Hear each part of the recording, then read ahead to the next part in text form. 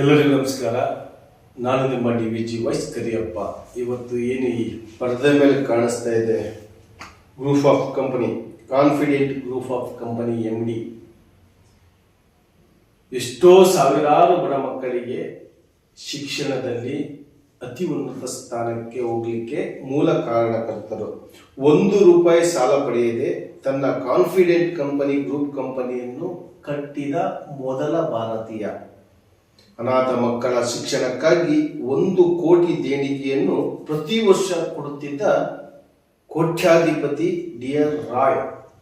ಅಂದ್ರೆ ಪ್ರತಿ ವರ್ಷ ಒಂದೊಂದು ಆಶ್ರಮಕ್ಕೆ 1 ಕೋಟಿ ಹಣವನ್ನು ಕೊಡ್ತಾ ಇರ್ತಕ್ಕಂಥ ಭಾರತದ ಏಕೈಕ ವ್ಯಕ್ತಿ ಇವರು.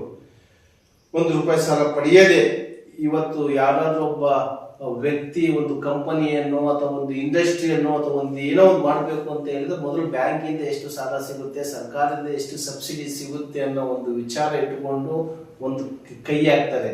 ಆದರೆ ಈ ಮಿಸ್ಟರ್ ಡಾಕ್ಟರ್ ರಾಯ್